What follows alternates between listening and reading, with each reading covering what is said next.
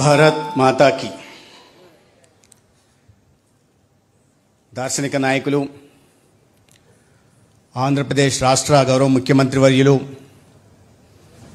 గౌరవనీయులు శ్రీ నారా చంద్రబాబు నాయుడు గారికి, కేంద్ర ఆర్థిక శాఖ మంత్రులు గౌరవనీయులు శ్రీమతి నిర్మలా సీతారామన్ గారికి, నా మంత్రివర్గ సహచరులు డాక్టర్ డోలా వీరాంజనేయ స్వామి గారికి, శ్రీ పయ్యవుల కేశల్ గారికి, గౌరవ శాసనసభ్యులకి, ఇవాళ ఇంత పెద్ద సంఖ్యలో ఈ స్వాస్థ్ నారీ సశక్త్ పరివార్ కార్యక్రమానికి విచ్చేసిన పెద్దలకి, అంగన్వాడీ, ఆశా, ఏఎన్ఎం, ఇతర వైద్య సిబ్బందికి అందరికీ కూడా నమస్కారం. ముందుగా అభివృద్ధికి చిరునామాగా నిలిచి ఆంధ్రప్రదేశ్ని అభివృద్ధి పదంలో ముందుకు తీసుకెళ్ళి కేవలం దేశంలోనే కాదు, యావత్ ప్రపంచంలో ఉంటున్న భారతీయులందరికీ కూడా ఆంధ్రప్రదేశ్ అంతే అది ఒక అభివృద్ధికి అడ్రస్గా మార్చి ఇవాళ ప్రపంచవ్యాప్తంగా ఉంటున్న అనేక మంది ఐటీ ఉద్యోగస్తుల్ని తయారు చేసి ఆంధ్రప్రదేశ్కు ఒక ప్రత్యేకతను సాధించి ఇచ్చిన గౌరవ ముఖ్యమంత్రి చంద్రబాబు నాయుడు గారికి నేను ఈ స్వాస్థ్ నారీ సశక్త్ పరివార్ కార్యక్రమానికి హృదయపూర్వకంగా స్వాగతం పలుకుతున్నాను. 6.5 సంవత్సరాలుగా కేంద్ర ఆర్థిక శాఖ మంత్రిగా ఉంటూ రికార్డు స్థాయిలో 8 బడ్జెట్లను పార్లమెంట్లో ప్రవేశపెట్టి ప్రతి బడ్జెట్లోనూ ప్రజలు అడిగినా అడగకపోయినా అనేక రకాలైన వరాలు ఇస్తూ ఆర్థికంగా చితికిపోయిన ఈ దేశ ఆర్థిక వ్యవస్థని గాడిలో పెట్టి ఇవాళ ప్రపంచంలోనే 4వ స్థానంలో అతిపెద్ద ఆర్థిక వ్యవస్థ నిలపడానికి ప్రధాన కారణంగా ఉంటున్న, అదేవిధంగా ప్రపంచం యావత్తు విస్తుపోయేలాగా అత్యధిక వృద్ధి రేటుతో ఇవాళ భారత్ పయనిస్తున్న తీరు,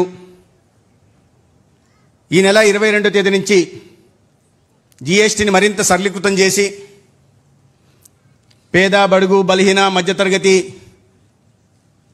అది ఈ వర్గం ఆ వర్గం కాకుండా అందరి జీవితాల్లో వెలుగులు నింపేలాగా వరాలు కురిపించిన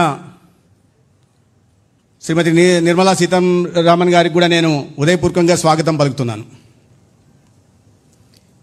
ఇవాళ చాలా పవిత్ర దినం,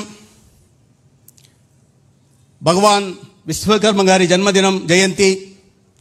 అదేవిధంగా ఇవాళ విశ్వ నాయకుడిగా ఎదిగి భారతదేశానికి, భారతీయులకి ప్రపంచవ్యాప్తంగా గౌరవాన్ని, కీర్తిని సాధించి పెట్టిన మన అందరి ప్రియతమ నాయకులు నరేంద్ర మోడీ గారి జన్మదినం కూడా. ఈ సందర్భంగా అందరి తరపున నేను ప్రధాని నరేంద్ర మోడీ గారికి జన్మదిన శుభాకాంక్షలు తెలియజేస్తున్నాను. ఇవాళ ఒక మంచి కార్యక్రమానికి శ్రీకారం చుట్టి స్వాస్థ్ నారీ సశక్త్ పరివార్, ఆరోగ్యవంతమైన మహిళ, శక్తివంతమైన కుటుంబం. ఒక మహిళ ఆరోగ్యవంతంగా ఉంటే ఆ కుటుంబం బాధ్యతలను పూర్తిగా తీసుకోగలదు, ఆ కుటుంబాన్ని సంరక్షించగలదు, పిల్లలకు ఉజ్వల భవిష్యత్తునివ్వగలదు. కాబట్టి మహిళని ఆరోగ్యవంతంగా ఉంచాలనే ఒక సదుద్దేశంతో ఈ కార్యక్రమానికి వాళ్ళ దేశవ్యాప్తంగా ప్రారంభించి కొన్ని లక్షల ఆరోగ్య కేంద్రాల్లో, హెల్త్ ఫెసిలిటీస్లో ఇవాళ ఉచితంగా హెల్త్ క్యాంపులు నిర్వహించడం జరుగుతోంది.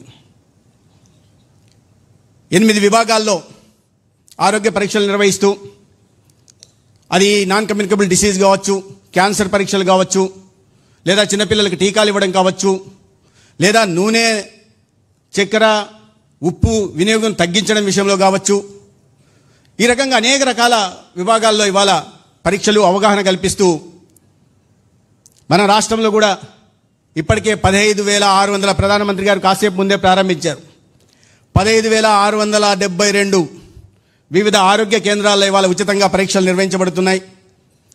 దాంట్లో gynaecology, ophthalmology, ENT, dermatology, dentist, ఇతరత్ర స్పెషలిస్టులు 8,200 మంది స్పెషలిస్టులు, అదేవిధంగా రాష్ట్ర వ్యాప్తంగా వేల సంఖ్యలో ఉన్న ఆశాలు, ఏఎన్ఎంలు, సిహెచ్ఓలు, అంగన్వాడీలు, అదేవిధంగా స్వయం సహాయక బృందాలకు సంబంధించిన వారిని కూడా ఈ కార్యక్రమంలో భాగస్వాములు చేస్తూ అవగాహన, ఉచితంగా పరీక్షలు కూడా నిర్వహించే ప్రయత్నం చేస్తున్నాం.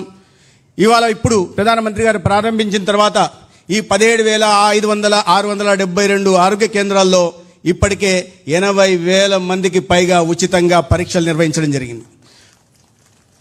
ప్రధానంగా ఈ non communicable hyper tension, diabetes బారిన పడకుండా కాపాడుకోవడం, ప్రతి అక్క చెల్లిని కాపాడుకోవడం, మరీ ప్రధానంగా నోరు, రొమ్ము, గర్భాశయ ముఖద్వారం, ఓరల్, బ్రెస్ట్, సర్వైకల్ క్యాన్సర్ బారిన పడకుండా కాపాడడం కోసం అవగాహన కార్యక్రమాలు చేపట్టడం, అదేవిధంగా ఉచితంగా ప్రతి గ్రామాల్లో కూడా విలేజ్ హెల్త్ క్లినిక్లలో ఉచిత పరీక్షలు నిర్వహించే విధంగా కూడా గతంలో గౌరవ ముఖ్యమంత్రి గారు ఇవాళ దేశవ్యాప్తంగా ప్రారంభిస్తున్నారు. కానీ దార్శనిక నాయకుడైన మన గౌరవ ముఖ్యమంత్రి గారు మన కూటమి ప్రభుత్వం ఏర్పాటైన మొదట్లోనే ఉచితంగా ఈ రాష్ట్రంలో ప్రతి అక్క చెల్లెలకి 18 సంవత్సరాలు దాటిన ప్రతి యువతకి ఉచితంగా రొమ్ము పరీక్షలు నిర్వహించాలని, అదేవిధంగా 30 సంవత్సరాలు దాటిన ప్రతి మహిళకు కూడా ఉచితంగా సర్వైకల్ క్యాన్సర్ పరీక్షలు నిర్వహించాలని, అదేవిధంగా 18 సంవత్సరాలు దాటిన ప్రతి యువకుడికి కూడా ఉచితంగా నోటి క్యాన్సర్ పరీక్షలు నిర్వహించాలని ఆదేశించడం జరిగింది. దానికి అనుగుణంగా కూడా పరీక్షలు నిర్వహించాం.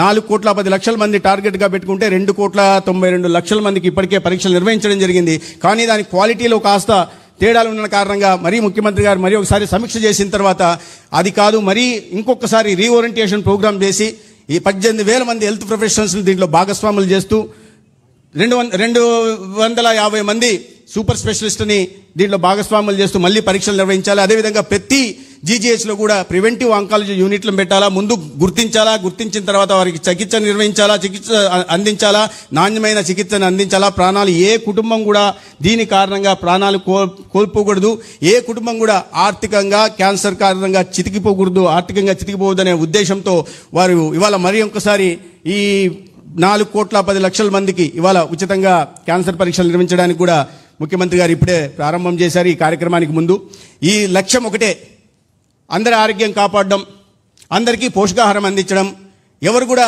అనీమియా బారిన పడకుండా కాపాడుకోవడం, ఎంఎంఆర్ మెటర్నల్ మోర్టాలిటీ రేటును తగ్గించడం, ఇన్ఫాంట్ మోర్టాలిటీ రేటును తగ్గించడం, అదేవిధంగా సికిల్ సెల్ ప్రధానంగా మన రాష్ట్రంలో 19 లక్షల పాపులేషన్ ఉంటున్న ఈ గిరిజన ప్రాంతాల్లో వారి అందరికీ కూడా సికిల్ సెల్ పరీక్షలు నిర్వహించి ప్రధానమంత్రి గారు దాని గురించి ప్రత్యేకంగా ప్రస్తావించారు.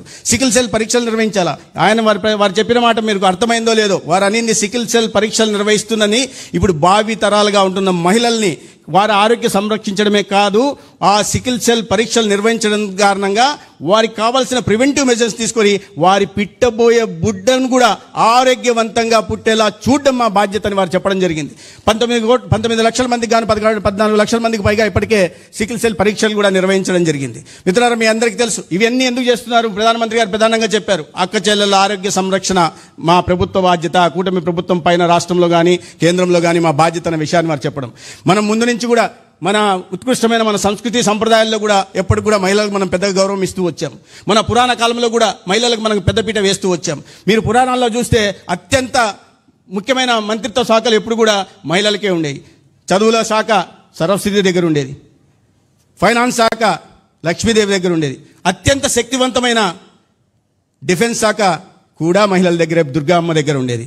అటువంటి 2 శాఖలను కూడా డిఫెన్స్ మినిస్ట్రీని తర్వాత ఫైనాన్స్ మినిస్ట్రీని కూడా ఈ దేశంలో నరేంద్ర మోడీ గారి నాయకత్వంలో నిర్మలా సీతారామన్ గారు నిర్వహించారు. మొట్టమొదటి మహిళా మంత్రిగా వారు ఈ 2 శాఖలు నిర్వహించడం జరిగింది. అదేవిధంగా గతంలో స్మృతి ఇరానీ గారు చదువుల శాఖ మంత్రిగా కూడా పనిచేశారు. అంటే మన పురాణ కాలం నుంచి మనకు మహిళలకు ఇస్తున్న గౌరవం ఏపాటిదని చెప్పే ప్రయత్నం చేస్తున్నాం. దాంట్లో భాగంగానే కేంద్ర ప్రభుత్వంలో అనేక రకాలైన మహిళా సాధికారత కోసం అనేక రకాల కార్యక్రమాలు తీసుకురావడం జరిగింది. ఇప్పుడే చెప్పారు, 4,53,00,000 మందికి ఇవాళ మాతృబంధం ద్వారా 6,000 రూపాయలు అందించే ప్రయత్నం చేస్తున్నామని. 53 కోట్ల మందికి ముద్రా రుణాలు ఇవ్వడం అందించడం మొదలు పెడితే దాంట్లో అత్యధికంగా మహిళలకే లాభం జరుగుతుంది. ఇవాళ అక్క చెల్లెల ఆత్మగౌరవాన్ని నిలబెట్టడం కోసం గతంలో మన గ్రామీణ ప్రాంతాల్లో బహిర్భూమికి వెళ్లాల్సి వస్తే సూర్యాస్తమయం తర్వాత కానీ సూర్యోదయం ముందు కానీ వెళ్లాల్సిన దౌర్భాగ్యకర పరిస్థితులు వస్తే వాటిని సరిదేస్తూ ఇవాళ 12 కోట్ల మరుగుదొడ్లను వ్యక్తిగత మరుగుదొడ్లను నిర్మించి అక్క చెల్లెల ఆత్మగౌరవాన్ని నిలబెట్టే ప్రయత్నం కూడా గౌరవ ప్రధానమంత్రి నరేంద్ర మోడీ గారు చేస్తున్నారు. అనేక రకాల కార్యక్రమాలు తీసుకురావడం ఇవాళ తీసుకొచ్చి మహిళల సాధికారతకు తోడ్పడే దిశగా చూస్తున్న వాటన్నిటిని నేను ఇప్పుడు చెప్పడానికి సమయం లేదు, పెద్దలు మాట్లాడాల్సింది. అదేవిధంగా రాష్ట్రంలో కూడా మహిళా సాధికారత కోసం ప్రత్యేకమైన పెద్దపీటను వేస్తూ గౌరవ ముఖ్యమంత్రి చంద్రబాబు నాయుడు గారు కూడా మీకు తెలుసు, అది వితంతు మహిళలు కానీ, వృద్ధ మహిళల పింఛన్లు కానీ, లేదా ఒంటరి మహిళల పింఛన్లు కానీ రాష్ట్రంలో ప్రతి ఒక్కరికి 1వ తేదీ ఇంటి తలుపు తట్టి అందించే ప్రయత్నం ఇవాళ రాష్ట్రంలో గౌరవ ముఖ్యమంత్రి చంద్రబాబు నాయుడు గారి నాయకత్వంలో జరుగుతుంది. అది కాకుండా ప్రతి అక్క చెల్లెల ఇంటికి ఉచితంగా 3 సిలిండర్లను ఇచ్చే ప్రయత్నం కూడా చేస్తున్నారు. మరీ ముఖ్యంగా తల్లికి వందనం పేరుతో ఇవాళ ప్రతి అక్కకి, ప్రతి చెల్లికి వారి బిడ్డను చదివించడం ఆర్థిక భారం కాకూడదు కాబట్టి ప్రతి బిడ్డకి 15,000 ఎంతమంది ఉంటే అంతమందికి తల్లికి వందనం ద్వారా కూడా అందించే ప్రయత్నం చేస్తున్నారు. ఆర్థిక స్వాతంత్రానికి నిజమైన నిర్వచనం చెప్తూ ఇవాళ తల్లిని చూసి రావాలన్నా, అత్తను చూసి రావాలన్నా, లేదా బంధువులను చూసి రావాలన్నా, లేదంటే ఇతరత్ర కార్యక్రమాలకు వెళ్ళాలన్నా, ఉద్యోగాలకు వెళ్ళాలన్నా ఆర్టీసీ బస్సుల్లో ఉచితంగా ప్రయాణం అవకాశం కల్పిస్తూ 2 కోట్ల మందికి పైగా మహిళలకి ఆర్థిక స్వాతంత్రం కలిగించే ప్రయత్నం కూడా ఇవాళ గౌరవ ముఖ్యమంత్రి చంద్రబాబు నాయుడు గారి నాయకత్వంలో, పవన్ కళ్యాణ్ గారి నాయకత్వంలో ఆంధ్రప్రదేశ్ జరుగుతూ ఉంది. అయితే వీటిని ఇవాళ ఇంత పెద్ద ఎత్తున నిర్వహిస్తున్న పరీక్షలు, అక్క చెల్లెళ్ళు నిజంగా వీటిని ఆ పరీక్షలకు వెళ్ళి పరీక్షలు నిర్వహించుకోకపోతే దానివల్ల లాభం జరగదు. ప్రభుత్వం మంచి ఉద్దేశంతో, ప్రధానమంత్రి గారు మంచి ఉద్దేశంతో, చంద్రబాబు నాయుడు గారు మంచి ఉద్దేశంతో తీసుకొచ్చిన ఈ పథకాల్ని, ఈ సౌలభ్యాన్ని మనం సరిగ్గా ఉపయోగించుకోకపోతే నష్టం జరుగుతుంది. ఎందుకంటే క్యాన్సర్ ఏమవుతుందే, చాలా మంది మనం పరీక్షలు నిర్వహిస్తున్నప్పుడు సర్వైకల్ క్యాన్సర్ పాస్మియర్ టెస్ట్ చేస్తాం, విలేజ్ హెల్త్ క్లినిక్ రావడం లేదు మహిళలు. ఎందుకంటే ఒక సోషల్ స్టిగ్మా, అక్కడికి వస్తే అక్కడికి వెళ్ళి చూడాలా, ఏం పరీక్షలో ఏంటో, ఏం వెళ్దాంలే, మన ఊర్లో ఉన్న విలేజ్ హెల్త్ క్లినిక్ వెళ్ళడానికి కూడా ముందుకు రావట్లేదు. రొమ్ము క్యాన్సర్ పరీక్షలు నిర్వహించాలంటే ముందుకు రావట్లేదు. మిగతా ఓరల్ క్యాన్సర్కి 2,92,00,000 మందికి మేము చేయగలిగితే ఈ సర్వైకల్ క్యాన్సర్కి లేదా బ్రెస్ట్ క్యాన్సర్కి కేవలం 1,43,00,000 మందే ముందుకు వచ్చారంటే వాళ్ళల్లో అవగాహన లేకపోవడం ప్రధాన కారణంగా చెప్తున్నా. అవగాహన కలిగించడం కోసం యావత్ హెల్త్ ప్రొఫెషనల్స్ అంతా పనిచేస్తున్నారు. అదేవిధంగా ప్రజాప్రతినిధులు కూడా పనిచేయాలా, మీడియా కూడా దీనికి అత్యంత ప్రాధాన్యత ఇస్తూ ఇవాళ ఈ పరీక్షలు నిర్వహించుకోవడం వల్ల ఏ ఉద్దేశంతో అయితే గౌరవ ముఖ్యమంత్రి గారు, ప్రధానమంత్రి గారు కూడా చెప్పారు, రాబోయే రోజుల్లో ఆరోగ్యం మీద మనం తగ్గించాలి. ఎందుకంటే ప్రివెంటివ్ మెజర్స్ తీసుకోవాల్సి ఉంది. ముందు అనారోగ్యం బారిన పడిన తర్వాత చికిత్స అందించడం కాకుండా అనారోగ్యం బారిన పడకుండా కారణాలు వెతికి వారిని కాపాడుకునే ప్రయత్నం చేయాలా, తద్వారా ఆరోగ్య సంరక్షణ చేయాలా. ఆరోగ్య సంరక్షణ ద్వారా ఆరోగ్య ఆంధ్రప్రదేశ్ నిర్మించాలా, ఆరోగ్య ఆంధ్రప్రదేశ్ ద్వారా స్వర్ణాంధ్రప్రదేశ్ నిర్మించాలా, స్వర్ణాంధ్రప్రదేశ్ ద్వారా మన ప్రధానమంత్రి కలలుగంటున్న వికసిత భారత్ని 2040 నాటికి నిర్మించాలంటే ప్రతి ఒక్కరి భాగస్వామ్యం దీంట్లో ఉండాలని తెలియజేసుకుంటూ నాకు ఈ అవకాశం ఇచ్చిన పెద్దలకి ధన్యవాదాలు తెలియజేసుకుంటూ సెలవు తీసుకుంటాను. భారత్ మాతాకి జై. ధన్యవాదాలు.